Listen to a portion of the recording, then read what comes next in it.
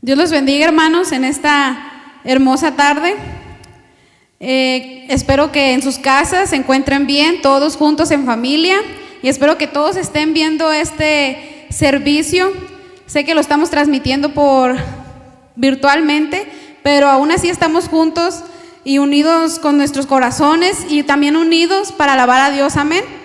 No importa en dónde estemos, ni en dónde nos encontremos, ni con quién, pero estamos juntos hoy y sigue siendo el domingo del Señor, amén. Un domingo donde todos nos unimos a adorarlo.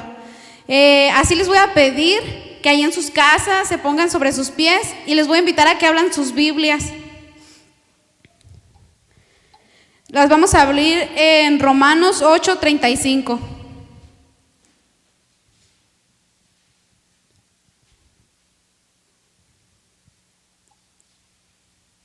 Así la palabra de Dios se lee en el nombre del Padre, del Hijo y del Espíritu Santo. ¿Quién nos separará del amor de Cristo? ¿Tribulación o angustia o persecución o hambre o desnudez o peligro o espada? Hermanos, nadie nos va a separar del amor de Cristo, amén. No importa la tempestad que estemos pasando, la tribulación, nada nos puede separar del amor de Cristo. Donde quiera que estemos y con quien quiera que nos rodee, nada nos va a separar del amor de Cristo. Ni tribulación, ni angustia, ni esta tempestad, ni ninguna otra cosa que pueda venir más adelante, porque no sabemos cómo estén las situaciones más adelante, pero sabemos que Dios va a estar con nosotros todos los días, amén. Así les voy a pedir que en sus casas se inclinen su rostro y oren conmigo. Señor, te damos gracias, Padre, porque nos permites vivir un día más, Señor. Gracias porque todos estamos en nuestras casas, pero estamos juntos, Dios, y estamos vivos por tu gracia y tu misericordia, Señor. Gracias por permitirnos adorarte, Señor, porque es un privilegio poder adorarte, Señor, poder servirte en todo momento, Jesús. Te pido, Señor, que tomes el control, Señor. Yo sé que tú ya tienes el control de esta situación, Padre, que tú sabes lo que está por venir, lo que está pasando, Señor. Tú tienes el control de cada uno de tus hijos, Jesús, y en esta hora te pido, Padre, que nos enseñes a vivir como tú quieres, Jesús, que esta situación la pasemos conforme a tu voluntad, Padre. Enséñanos, Padre, muéstranos lo que quieres de nosotros en medio de esta situación, Jesús.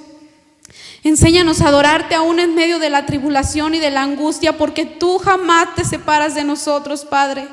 Te adoramos y te bendecimos y en tus manos ponemos este servicio, Jesús. En tus manos ponemos este momento de alabanza y de tu palabra, Jesús. Toma el control, Señor. Y te pido que bendigas a cada uno en sus hogares, Señor. Que todos tengan ese sentir, Señor, y esa emoción por estar delante de ti adorándote, Jesús. Aunque sin importar que no estemos en tu casa, Jesús, tú estás a nuestro lado, Padre. En el nombre de Jesús, amén. Así los voy a invitar a que allá en sus casas con su familia o usted nos acompañen a entonar unas hermosas alabanzas, amén.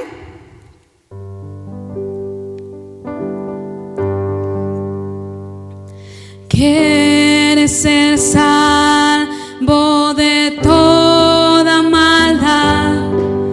Tan solo hay poder en mi Jesús.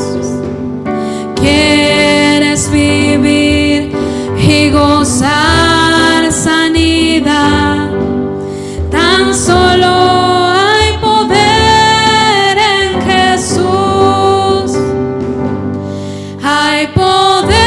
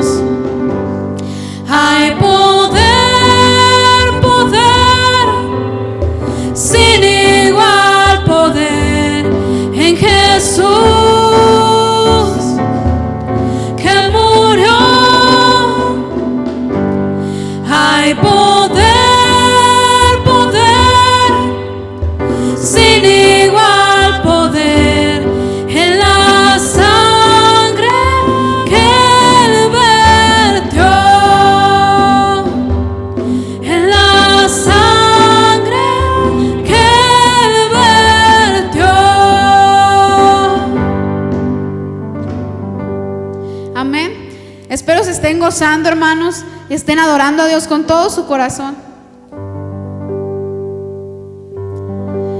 Gloria a ti, Jesús divino. Gloria a ti por tus bondades. Gloria eterna a sus piedades, querido Salvador. Gloria, gloria, aleluya. Gloria, gloria, aleluya. Gloria, gloria, aleluya a nuestro Salvador. Tú me amaste con ternura y por mí en la cruz moriste. Con ternura me quisiste, querido Salvador. Gloria, gloria, aleluya. Gloria, gloria, aleluya. Gloria, gloria, aleluya a nuestro Salvador. Te veremos en el cielo, a vivir contigo iremos, tu presencia gozaremos, querido Salvador. Gloria, gloria, aleluya. Gloria, gloria, aleluya. Gloria, gloria, aleluya a nuestro Salvador. Ten valor, valor cristiano. Cristo es tu mejor amigo. Él te llevará consigo. Jesús es tu Señor. Gloria, gloria, aleluya. Gloria, gloria, aleluya. Gloria, gloria, aleluya a nuestro Salvador.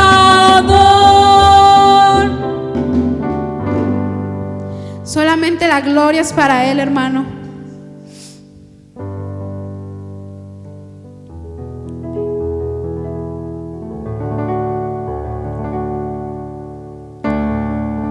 Ven, es hora de adorarle. Ven, abre tu corazón a Él. Ven, ante su trono estamos. Ven, ante la majestad de Dios. Ven. Toda lengua confesará que Él es Dios. Las rodillas se doblarán y un tesoro eterno tendrás en Él si escoges su amor. Toda lengua confesará que Él es Dios. Las rodillas se doblarán y un tesoro eterno tendrás en Él si escoges su amor. Ven, es hora de adorarle.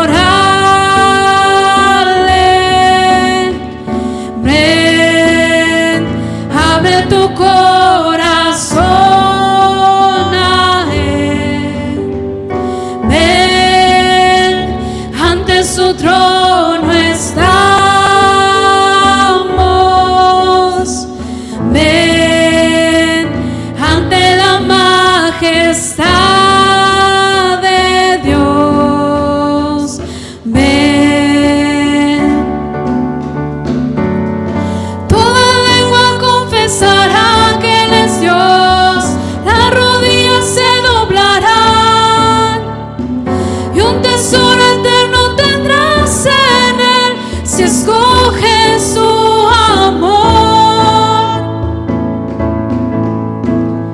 Toda lengua confesará que Él es Dios, las rodillas se doblarán y un tesoro eterno tendrás en él si escoges su amor. Ven. Es hora de adorarle, hermano.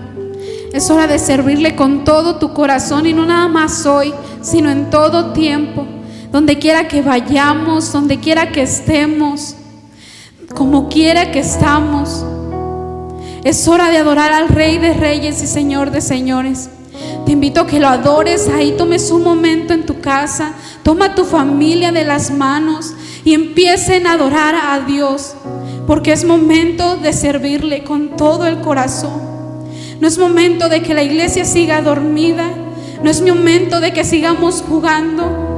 Es momento de que tomemos en serio y adoremos a Dios en espíritu y en verdad, amén, como Él lo desea, hermano. Ahí en tu casa te invito a que entones este hermoso canto conmigo.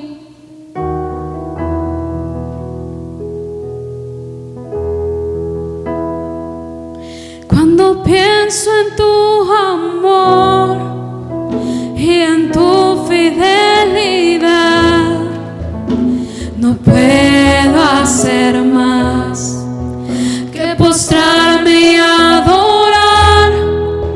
Cuando pienso en cómo he sido y hasta dónde me has traído, me asombro de ti.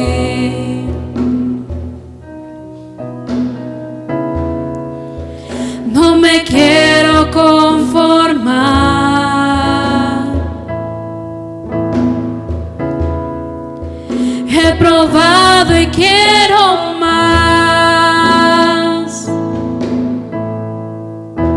Yo quiero enamorarme más de ti. Enséñame a amarte y a vivir conforme a tu justicia y tu verdad. Con mi vida quiero adorar, con todo lo que tengo y lo que soy, todo lo que he sido te lo doy. Que mi vida sea para ti como un perfume a tus pies. Cuando pienso en tu cruz y en todo lo que has dado, tu sangre por mí, por llevar mi pecado. Cuando pienso en tu mano, hasta aquí hemos llegado con tu fidelidad.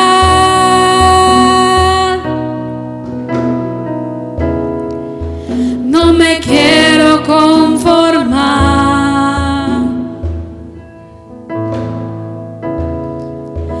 He probado y quiero más.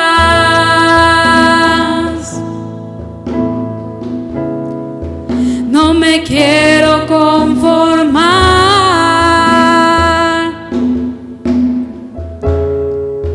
He probado y quiero más. Yo quiero enamorarme más de ti. Enséñame a amarte y a vivir conforme a tu justicia y tu verdad. Con mi vida quiero adorar, con todo lo que tengo y lo que soy, todo lo que he sido te lo doy. Que mi vida sea para ti como un perfume a tus pies. Ahí en tu casa, hermano, te invito a que hagas esta oración. Señor, hoy nos presentamos delante de ti, Padre, para pedirte que nos enseñes a amarte, Jesús. Enséñanos a vivir una vida conforme a tu voluntad. No nos queremos conformar, Padre. No queremos conformarnos con esto, Jesús. Queremos más de ti. Enséñanos a amarte, Jesús. Enséñanos a servirte cada día de nuestras vidas. En tus manos ponemos nuestras vidas, nuestra familia, nuestro país, Señor, nuestro mundo. Enséñanos, Padre, a vivir como tú quieres. Amén. Así, hermanos, vamos a dar paso a lo que sigue. Y ahí en sus casas sígase gozando y siga glorificando a Dios. Amén.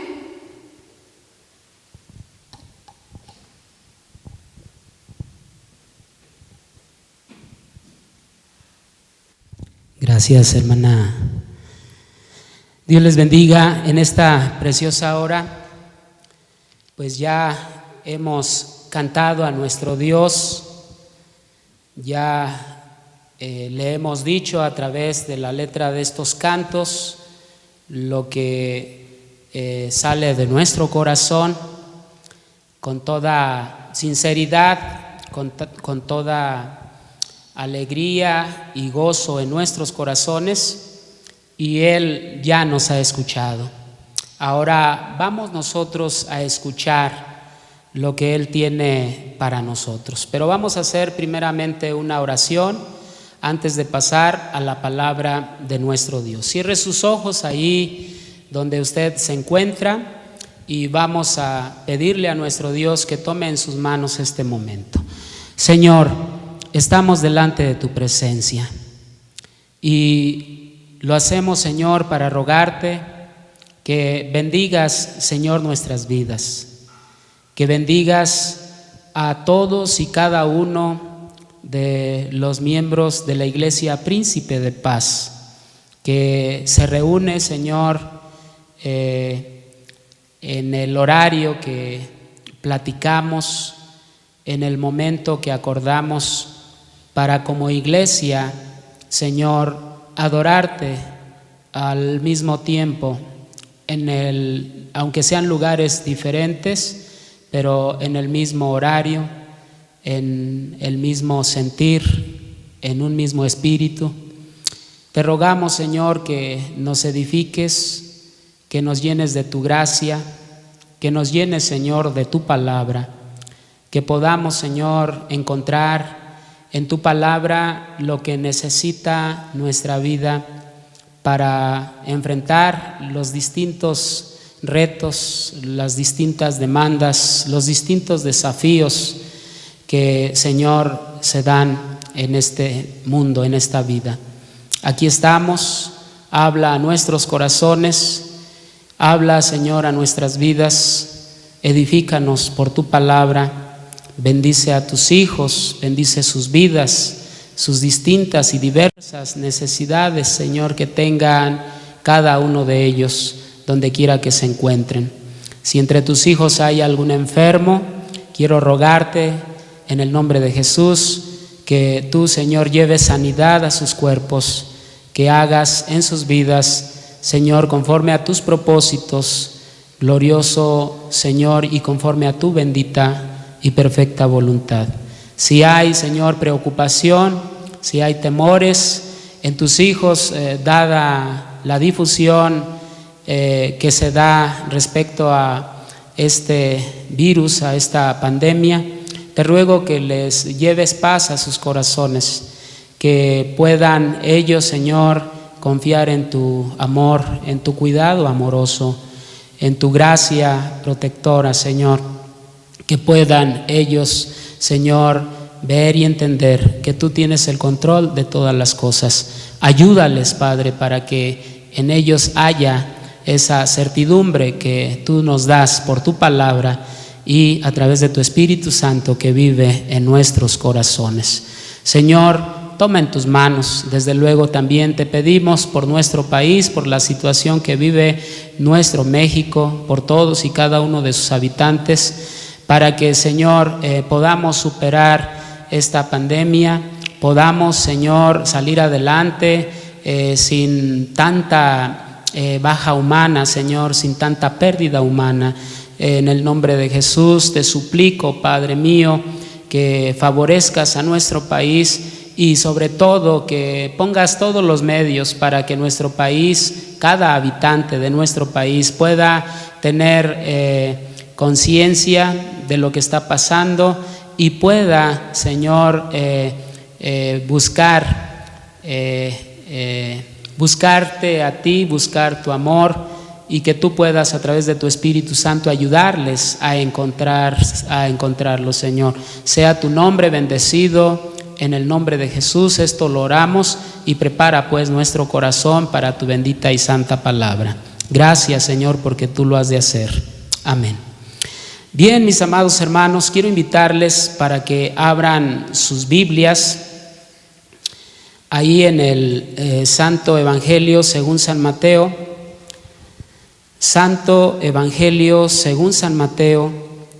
Busque por favor el capítulo 8 de este Evangelio. Vamos a leer los versículos 23 al 27. Mateo capítulo 8, versículos 23 al 27.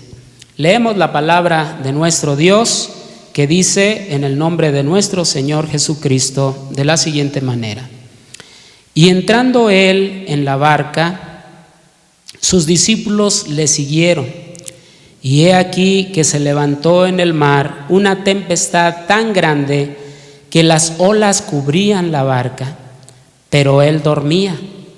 Y vinieron sus discípulos y le despertaron diciendo: Señor, sálvanos, que perecemos.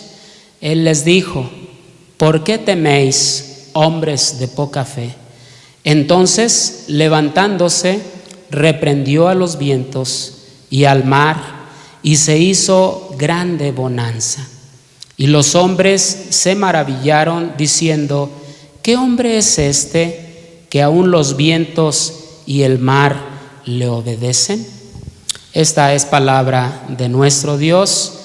Ahí donde se encuentra en su hogar, si gusta ponerse cómodo, y si ya está cómodo, pues le invito a que atendamos a lo que la palabra del Señor nos enseña o nos habrá de enseñar el día de hoy.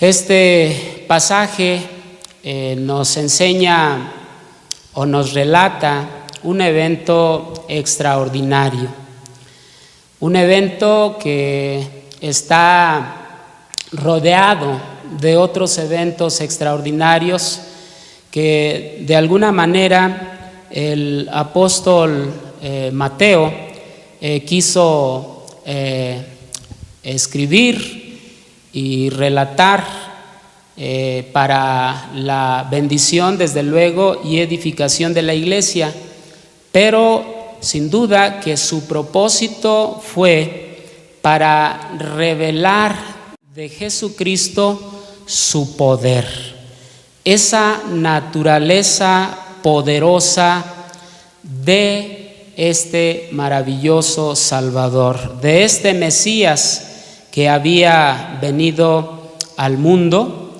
que había venido concretamente al pueblo de Israel.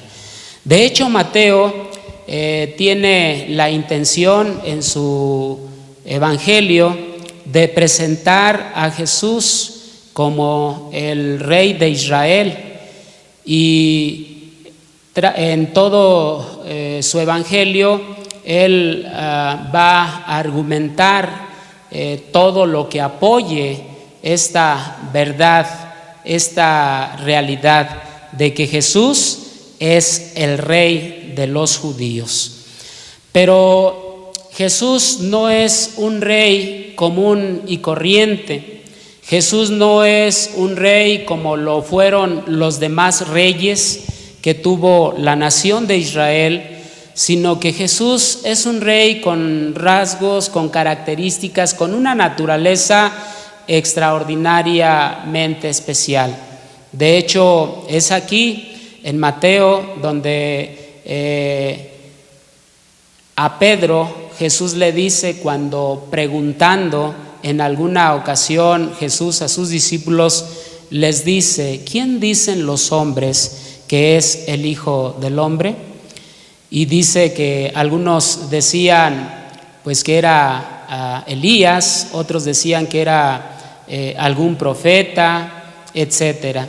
Sin embargo, cuando Pedro habla, Pedro dice: Señor, tú eres el Cristo, el Hijo del Dios viviente. Y efectivamente esto es lo que es Jesús. Y le dice Jesús a Pedro: bienaventurado eres, Simón Pedro, porque no te lo reveló carne ni sangre, sino mi Padre que está en los cielos.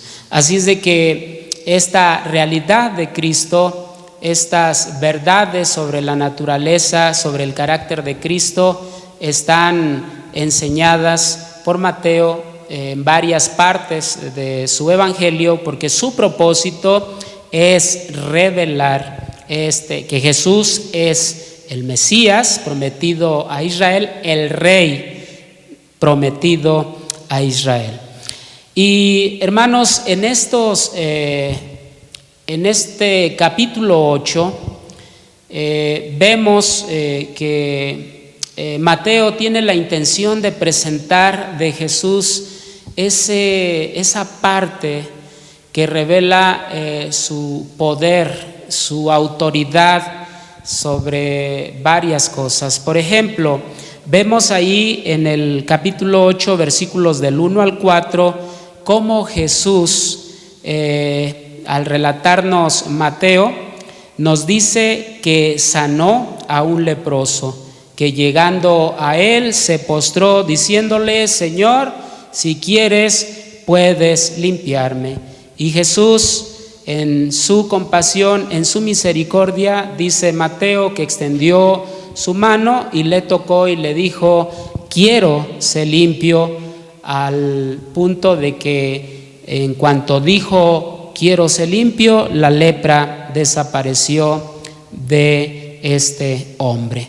Ese es un relato que nos va a ir llevando a otros que nos van a ir señalando la naturaleza poderosa de Jesús. Está también ese otro relato del capítulo 8, versículo 5 al 13, donde Jesús, entrando a Capernaum, llega a él un centurión rogándole y diciéndole que su criado está postrado en casa, paralítico, gravemente atormentado.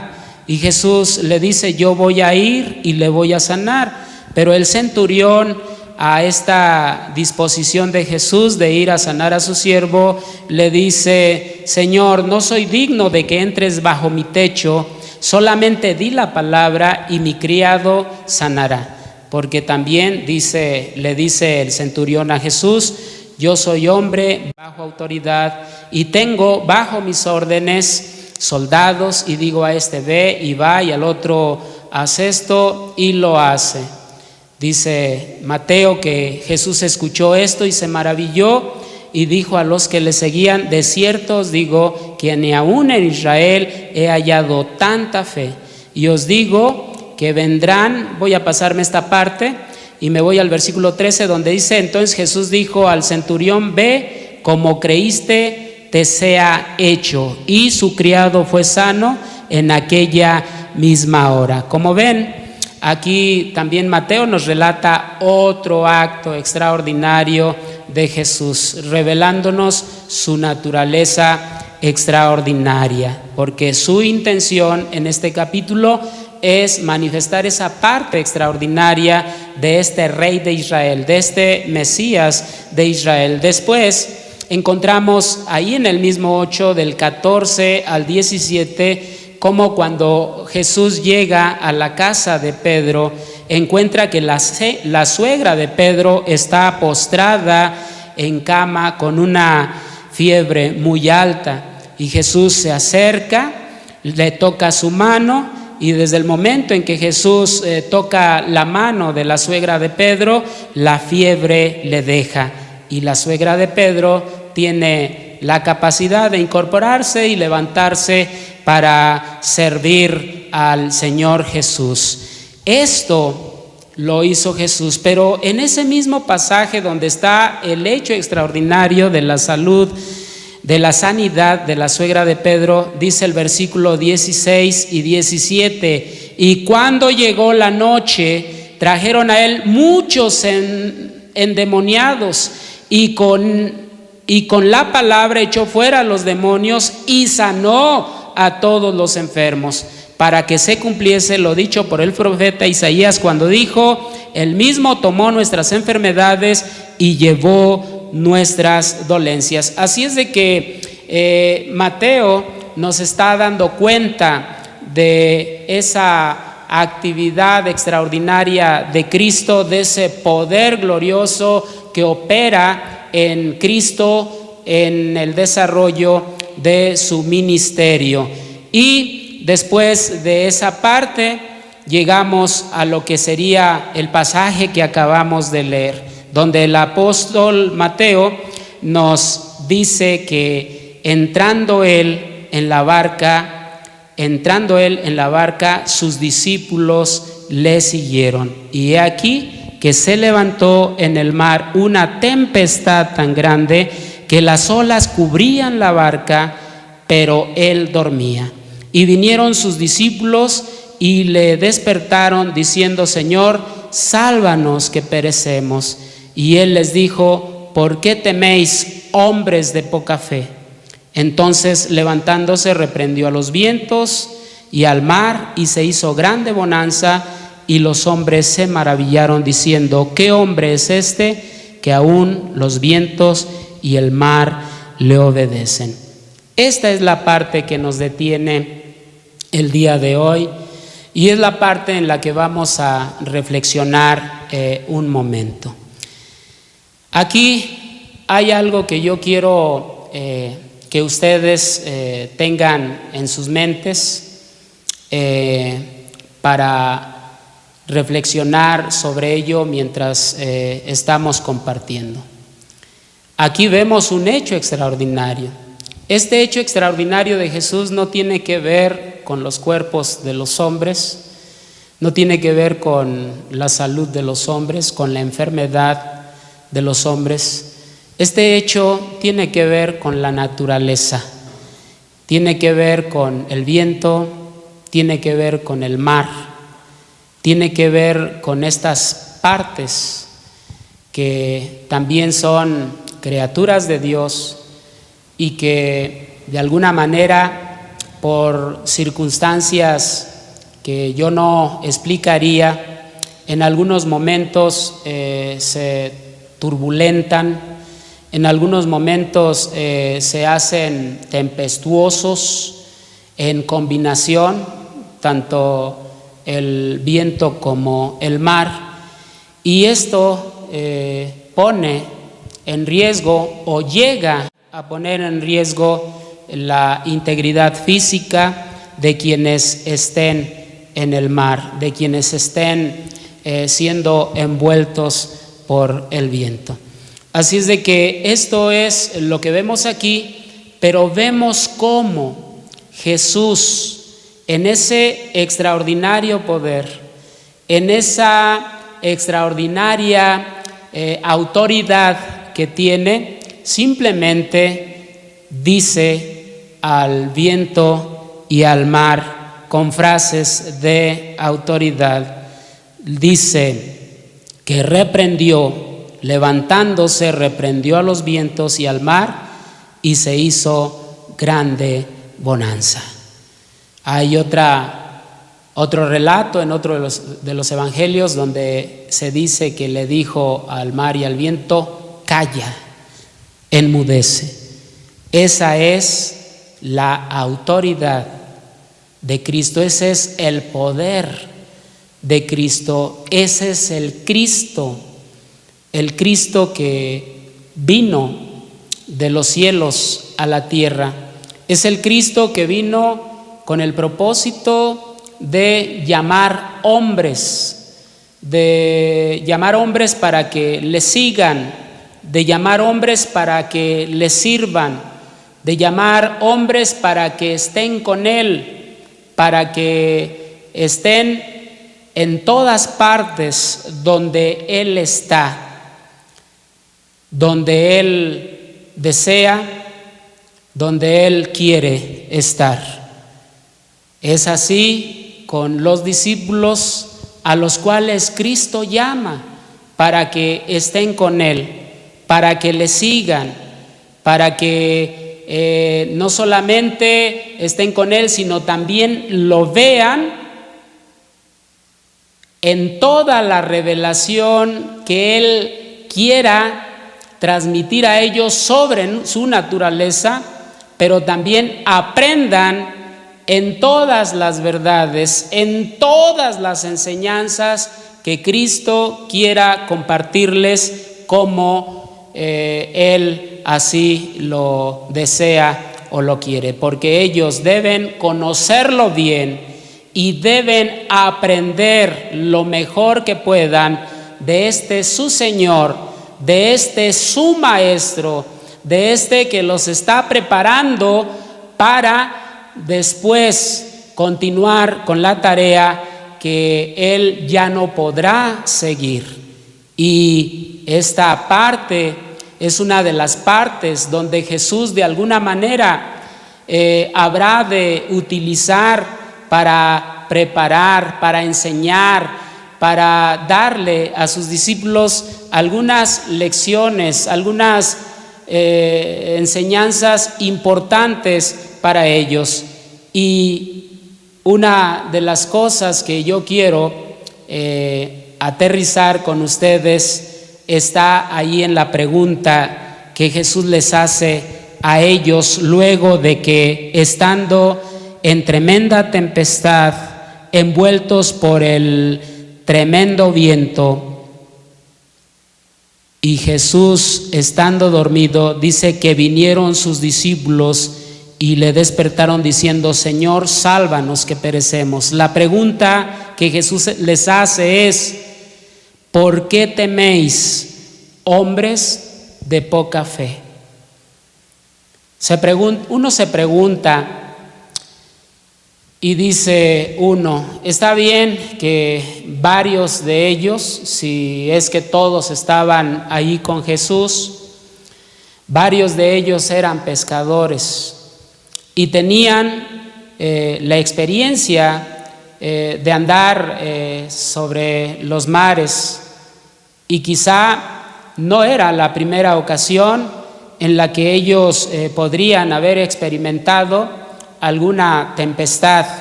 No sé si alguna como esta, pero sin duda que habían experimentado alguna o varias tempestades mientras desarrollaban su oficio de pescadores. Sin embargo, en esta ocasión a ellos los envuelve el miedo, el temor de perder la vida por lo que estaba sucediendo con el viento y el mar. Dice el pasaje que las olas cubrían la barca. Esto habla de lo fuerte que se estaba dando la tempestad en contra de ellos. Entonces era normal, por la forma en la que nos describe Mateo, que los discípulos tuviesen miedo porque la barca por las olas parecía que se hundía, parecía probablemente que se desbarataba la propia barca con los vientos fuertes y los golpes fuertes que daban las olas contra ella. Y cuando van desesperados hacia Jesús, todos asustados, todos temerosos hacia Jesús, que se encuentra dormido, acostado en la popa de la barca, Jesús les dice: ¿por qué teméis, hombres de poca fe? Se pregunta uno y dice: ¿qué acaso no eran las circunstancias tan graves como para no temer? ¿Qué acaso no eran tan graves las circunstancias como para no pensar que lo que se estaba dando podría acabar con sus vidas? ¿Podría señalar su último momento ahí? Lo último que podrían haber visto es cómo la barca se rompía y las olas los hundían y se hundían sobre el propio mar. Sin duda que las circunstancias que estaban viviendo era para temer, era para alarmarse. Sin embargo, Jesús parece que de ellos espera, por la pregunta, que ellos no debían temer. Parece que lo que Jesús de ellos espera es que ellos debían tener confianza. Y aquí es donde vamos a empezar a ver por qué razón Jesús esperaba que los discípulos, sus discípulos, no tuviesen temor. ¿Por qué razón Jesús esperaba que sus discípulos tuviesen confianza en medio de la situación? Bueno, una primera razón que yo encuentro es lo que ya les adelanté. Jesús ya se ha revelado lo necesario, lo suficiente a sus discípulos para que ellos sepan qué clase de personaje es Jesús. Ellos sin duda nunca habían visto que un leproso, tan solo por la palabra "sé limpio", fuese limpiado, pero lo habían visto y eran testigos de un poder extraordinario en la persona de Jesús y en su propia palabra. Ellos sin duda tampoco habían visto cómo le dice Jesús al centurión: ve, como tú has creído, así será hecho. Tu siervo va a sanar. Con la pura palabra, Jesús ha realizado dos extraordinarios milagros, de los cuales nos da cuenta el apóstol Mateo, entre otros varios que sin duda entre estos o antes de estos pudieron haber pasado, de los cuales los discípulos habían sido testigos. Jesús se había revelado a ellos como un ser extraordinario, poderoso, que tenía palabras de autoridad, palabras de poder para simplemente eliminar la enfermedad del leproso como la del siervo del centurión. Pero también ellos habían sido testigos de cómo la suegra de Pedro había sido sanada de una fiebre posiblemente muy fuerte, muy grave, que la debilitaba y la inutilizaba para poder hacer sus quehaceres, sus tareas. Jesús, simplemente tocándola, ese toque extraordinario hizo que la suegra de Pedro quedase totalmente sana. Esto revela a Jesús, pero esto revela a un Jesús que no es común y corriente, a un Jesús que tiene autoridad, que tiene poder, a un Jesús que no se ve impedido, limitado por las enfermedades de los demás. A este Jesús ellos conocían. Como Jesús pues ya se había revelado a ellos de esta manera, por eso Jesús podía decirles: ¿por qué tienen miedo? ¿Por qué tienen miedo? ¿Que acaso no me han visto operar? ¿Que acaso no me han visto obrar? ¿Por qué tienen miedo? Me han visto obrar. ¿Por qué tienen miedo? ¿Por qué no creen? Ustedes han visto que cuando confían en mí, los que confían en mí son sanados. Sanó el leproso porque confió en Jesús. Sanó el siervo del centurión porque el centurión confió que Jesús podía hacerlo y que tenía el poder para hacerlo. Sanó la suegra de Pedro porque Jesús llegó allí, y estando Jesús cerca,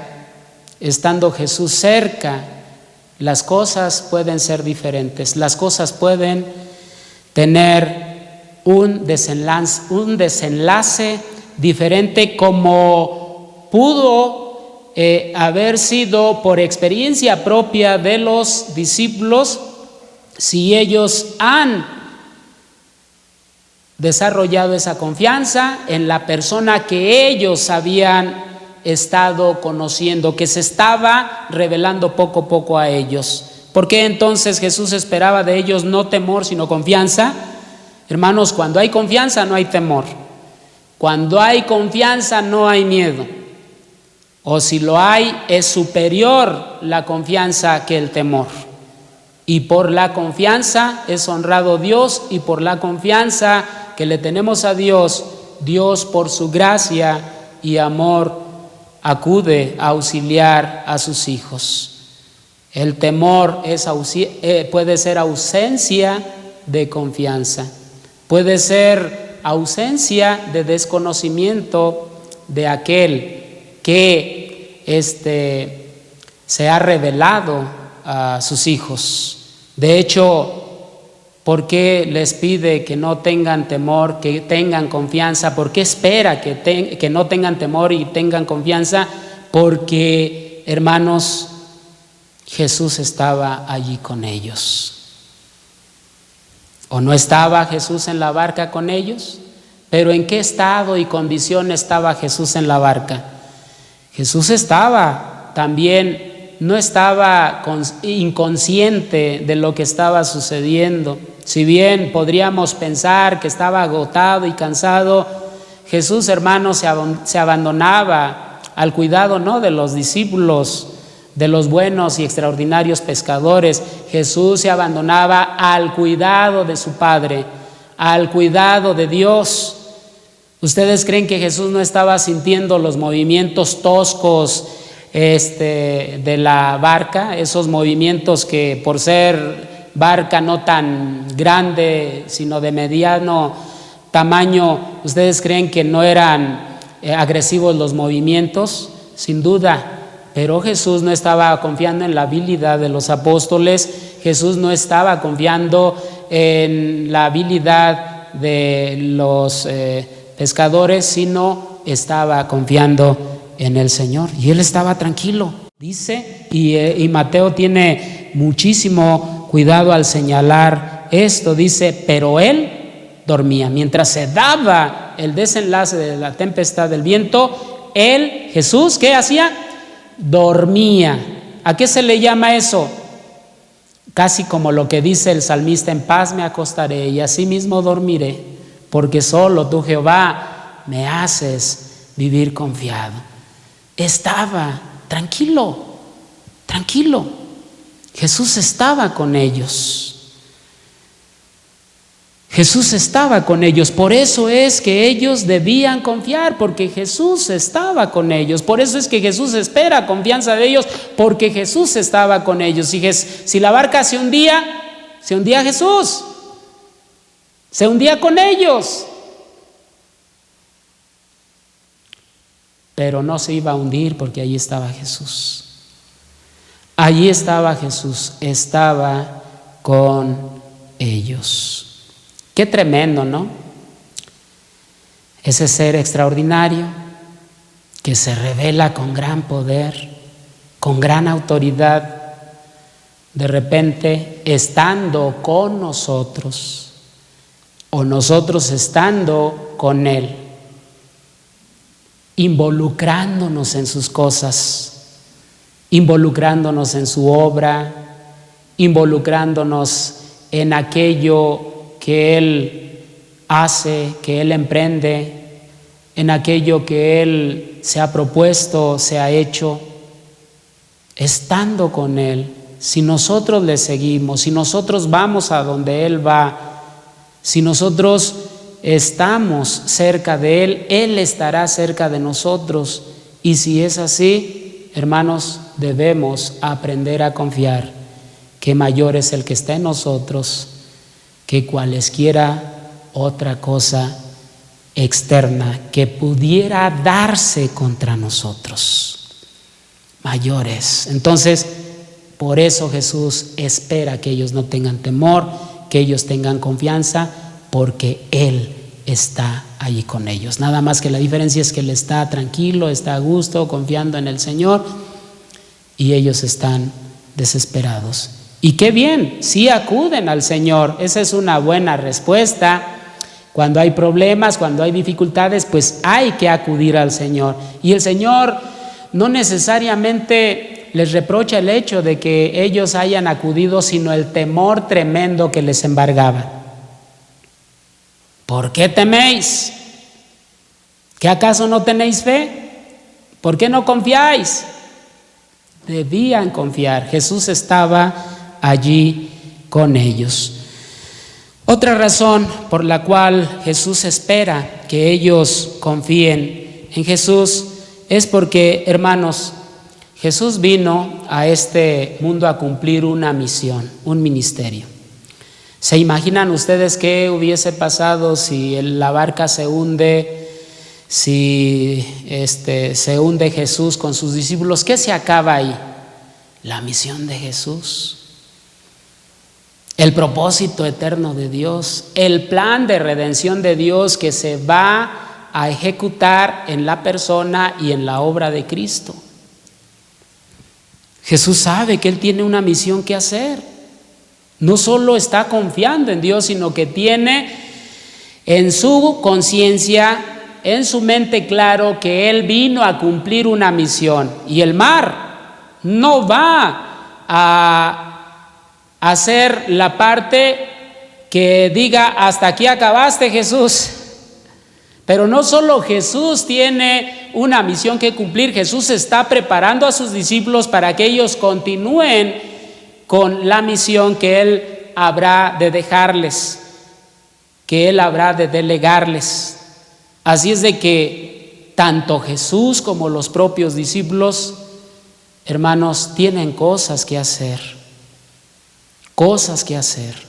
Eso está en el corazón de Dios, está en el propósito de Dios, está en lo que Dios ha predispuesto desde antes a hacer en la persona de Cristo y en sus discípulos. Por lo tanto, lo que Dios se ha propuesto hacer, nada ni nadie lo va a detener. ¿Por qué? Porque Dios nunca deja las cosas a medias. Sus planes siempre tienen firme y fiel cumplimiento. Entre otras cosas, estas, ya para concluir, serían las razones o algunas de las razones por las cuales Jesús les dice a sus discípulos: ¿por qué tienen miedo? ¿Por qué no tienen fe? Amados, es bueno que aprendamos a confiar en Cristo. Sea cual sea la tempestad que en el vivir diario, en nuestro caminar hacia Él enfrentemos, debemos aprender a confiar en Cristo. Debemos aprender que Jesús no es cualquier persona. Jesús es extraordinario y poderoso contra todo lo que pudiera enfrentar el creyente. Por eso dice el pasaje que nos leía Lupita: ¿qué nos separará del amor de Dios? ¿Tribulación? ¿Angustia? ¿Persecución? ¿Etcétera? ¿Qué? Nada. Cristo es una garantía por lo que Él es. Pero ese Cristo, hermanos, está con nosotros y nosotros también debemos buscar estar con Él. Y si Él está con nosotros, ¿quién contra nosotros? Si Él está por nosotros, ¿quién contra nosotros? Hermanos, confiemos en el Señor, porque lo conocemos por experiencia y por lo que Él ha hecho. Confiemos en el Señor por lo que Él es, por esa naturaleza que nos revela de sí mismo. Confiemos en el Señor porque Él va a cumplir su propósito en nosotros como creyentes, en la iglesia que se ha propuesto realizar, y nada le va a impedir a que lo haga. Nada, absolutamente nada, ni nadie, ni en la tierra, ni en el cielo, ni en ninguna otra parte, impedirá que Dios cumpla su propósito en nosotros a través de Cristo. Así es de que aprendamos a confiar. Pidámosle al Señor que nos ayude para tener no solo un conocimiento intelectual, un conocimiento teórico de Él, sino un conocimiento de experiencia, de profundidad, íntimo de Cristo, que nos ayude para poder así caminar con seguridad, y que el Señor nos diga: ¿por qué tienes miedo? Aunque el miedo es natural, el miedo también refleja falta de confianza, falta de fe. Amén. Bien, pues vamos a orar. Póngase de pie ahí donde está y oremos a nuestro Dios, y les seguimos invitando para que allí en sus casas el jueves a las 6 de la tarde siga congregándose para tener nuestro culto virtual, y el domingo, como hoy, se siga congregando para tener nuestro culto virtual a las 12 del mediodía. Y no se olvide, por favor, mi hermano, de tener su devocional familiar.